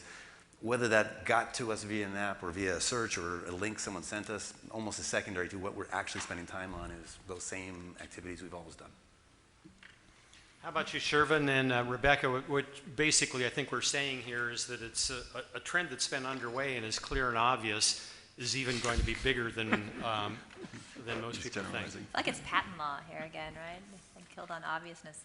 But I will say, I have noticed it's annoying sometimes. I will flip over to the browser because it always wants me to update my apps, and then it's just a time issue. I'm like, screw that, I'll just go to the browser and do that instead. So there's a little bit of an efficiency issue there from time to time, but I would agree overall. I spent a short stint at Mozilla as Chief Application Officer, and I have to tell you that the search, app search, is so abysmal. It still is today. If you take out on iOS, it's horrible, and it's one of those things that it's just laziness. I think in companies, there just is a laziness to improve that experience because consumers are downloading and discovering it on the top of the charts, which is interesting, and that yes, that should be an interesting way of search. But if you put in keywords in search, it's an area that I think Bill is really interesting from a potential discovery of a company that could really improve that experience. But I do agree with you. The backwater effect on the web will also be a little sad, given we've grown up with the web, but it's going to turn into this backwater of just like landing pages, similar to Benchmark's website.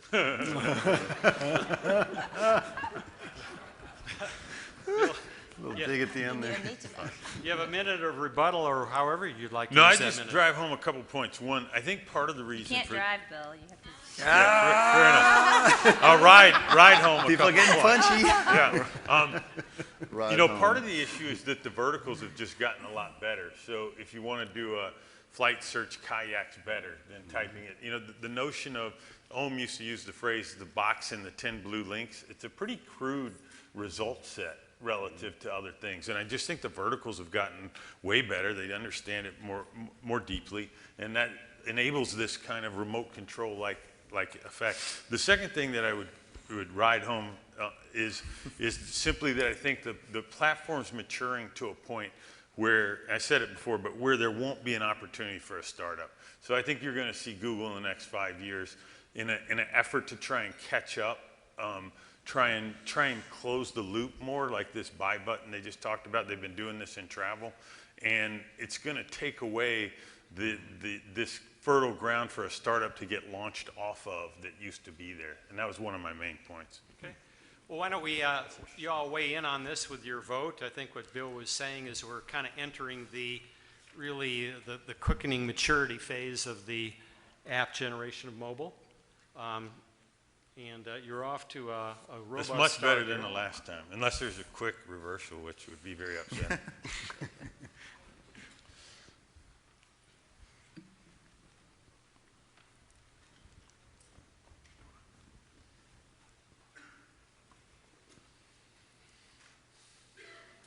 Yeah, that one looks pretty stable, so let's record it. All right. Just a couple comments, and I'll turn it over to you, is that other than Shervin's big bold bet on Hyperloops, which you're kind of shot down there, buddy, even though, because you took the boldest step here. Most of the votes were all within, none of them were more than a 75-25, and there are a whole heck of a lot of them in the 60-40 range. So before we reveal the winner, whoever's trend was most voted on, we're going to see some drawings from Pam Davis. Oh, cool. Bring them up here. Did you draw everybody? Okay. Wow. Bonus. Are we going to get a chance to hold them up to the, yeah, they can see. Who's that? I guess Bill? That's Bill? look younger. That's kind of cool. Oh, there we go. That's, Oh, I get to keep it. Thank you there so go, much. Keeper. There's Steve. Yeah. Can very. Oh, that's nice. Very nice. That's really good. Very good. Yeah. I like it. Thank you. That's Jenny. Oh, very nice. Wow. I like that. That's good.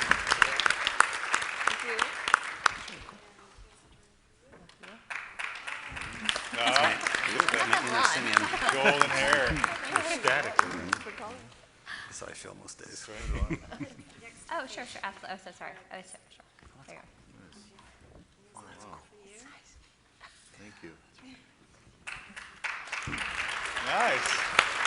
Very regal. Very nice. Oh my gosh, what a handsome guy. Oh, I got the rough draft. Yeah, the rough draft too. I think that's the trend.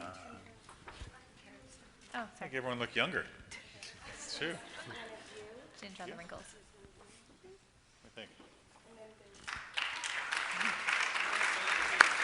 Oh, sure. So,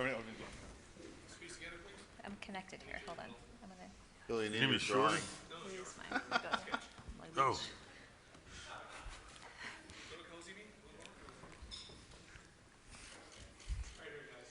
Get our red shoes.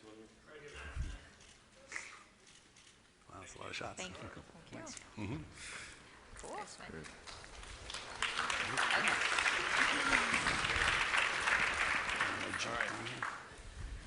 all right, so let's pull up the slide and find out who it is that will get to wear the wizard cape, Oh, the rise of the robocars. imbued with magical powers. And it is the rise of the robocars. No way. So it's Yeah. who did that one? I did. Steve Jurvetson. yeah. Yeah. Oh, shit. Yeah, let's embarrass me. Heavyweight champion. I have to wear it? Oh, nice. Look at you. Yeah. And everybody. Oh, it's a little twirl. You're gonna take off. You do that a little too well. Oh, I know. I do this at home all the time. This is perfect for my ensemble. Did you bring your hat as well? Did you have? I do. I left it in the car. Crap. I can go get it though. Okay. He has a show after this. Yeah. I'm here all night. All right, so should we give a round of applause for all panelists? What do you think? Yeah? All right. Rich, what do you make of the results? What do you think? Steve Jurvetson has just been proven very hard to beat at these events over the years, so thank you for coming and congratulations again, Steve. Did you know that our panelists get to keep their paddles? Wow. This is the spanking. Did not know. Great. We get cute paddles. It's definitely good for spankings. All right. You can use it to hail your car when you get outside. Yeah. Bring it around. But no, it's a tough job in order to come up with something that's not obvious. As we heard, there are some things that we see a lot of echoes of predictions from the past. I think we've had the personalized me web every other year for the last 10, but obviously it's something that it's worth betting on, and it keeps getting closer and closer. But there's a lot of consensus, not as close as last year, but certainly a lot more consensus at the top than we thought there would be. And just to show you how hard this is, Hal Kellman, who's in the audience and has been a regular attendee of Churchill Club events and is a successful technology investor, just to show you how hard predictions are, Hal gave me this piece, Scientific American, year 2007, A Robot in Every Home by Bill Gates. So there you go. There you are. All right, thank you all. Good night.